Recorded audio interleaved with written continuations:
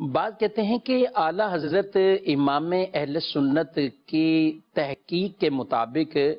ولادت نبی پاک صلی اللہ علیہ وسلم کی 12 وہ تاریخ نہیں بنتی، اور اس کو مشہور بھی کیا جاتا ہے کہ اعلیٰ حضرت نے تو 8 تاریخ وہ بیان کی ہے۔ ولادت شریف کی بیسک وہ تاریخ کیا ہے؟ یہ ربیع الاول کی 12 ہیں یا کس تاریخ کو زیادہ جو ہے وہ مانا گیا ہے؟ جب کوئی بندہ عاجز آ جاتا ہے، یعنی اپنے تمام تر کام اور اپنے تمام تر حربے وہ آزما لیتا ہے اور کسی طریقے سے نیکی کے کام کو نہیں روک سکتا،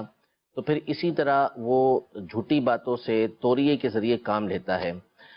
اعلیٰ حضرت امام اہل سنت رحمۃ اللہ تعالی علیہ نے واضح طور پر فتاوی رضویہ کی 25ویں جلد میں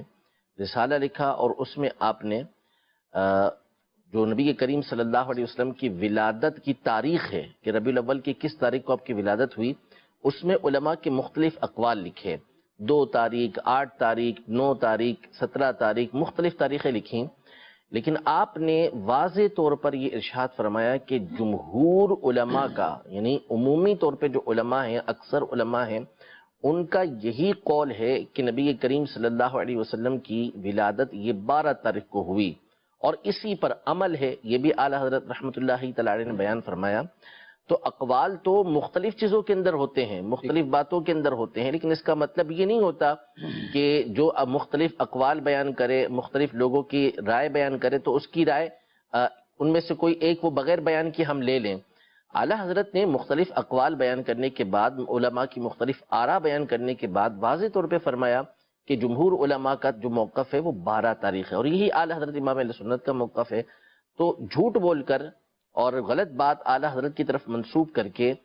اس بات کو روکنے کی کوشش کرنا کہ نبی کریم صلی اللہ تعالیٰ علیہ وسلم کی ولادت جو ہے وہ 12 کو نہیں 8 کو ہوئی ہے یا 9 کو ہوئی ہے، مختلف باتیں یہ لوگ کرتے ہیں۔ تو گزارش یہ ہے کہ اصل نبی کریم صلی اللہ تعالیٰ علیہ وآلہ وسلم کی ولادت منانے سے ایسے لوگوں کو تکلیف ہوتی ہے۔ اگر 9 کو ہوئی ہے تو ٹھیک ہے، آپ پھر 9 تاریخ کو نبی کریم صلی اللہ تعالیٰ علیہ وآلہ وسلم کی ولادت بنا لیں،